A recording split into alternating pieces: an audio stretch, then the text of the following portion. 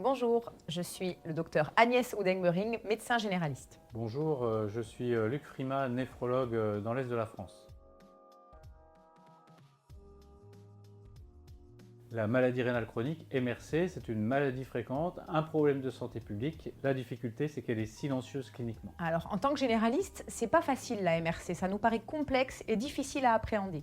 Mais aujourd'hui, avec une fiche outil élaborée par les généralistes, les néphrologues, les patients et les biologistes, nous allons vous montrer qu'il y a des choses à faire et que ce n'est pas si difficile. L'objectif est clair, c'est éviter l'inertie thérapeutique, ne pas craindre de mal faire.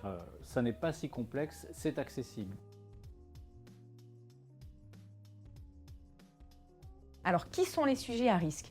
En tant que généraliste, on pense tout de suite aux patients atteints de diabète ou d'hypertension. Et c'est logique parce que ce sont les causes principales de la maladie rénale chronique. Mais il ne faut pas oublier les patients en situation d'obésité, les patients atteints de maladies cardiovasculaires, de maladies de système, qui ont des antécédents uronéphrologiques ou qui sont exposés à des produits néphrotoxiques. Et ce sont vraiment des patients qu'on voit souvent en médecine générale. Je crois qu'Agnès a vraiment fait un tour d'horizon complet par rapport aux populations concernées. Et seulement 30% de ces personnes sont dépistées. Donc on a vraiment un énorme potentiel d'amélioration.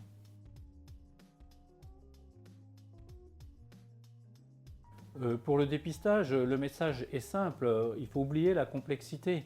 Il faut oublier les urines des 24 heures avec un DFG estimé à partir de la créatinine, avec le RAC à partir de l'albuminurie et de la créatininurie sur un échantillon. On a les deux indicateurs qui nous permettent de savoir exactement où on en est pour chaque patient.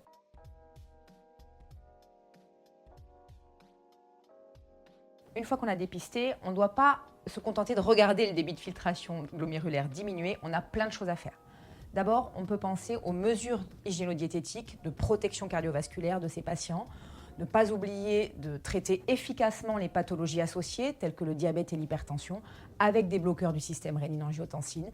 Et depuis quelque temps, nous avons des nouveaux médicaments, tels que les glyphosines, qui ont montré leur efficacité chez les patients malades rénaux chroniques. C'est là que notre collaboration prend tout son sens. Vous vous référez au tableau du dépliant. Pour les cases vertes et jaunes, c'est du domaine du médecin généraliste et de son équipe. On va mettre en place le dépistage, mettre en place la néphroprotection si nécessaire.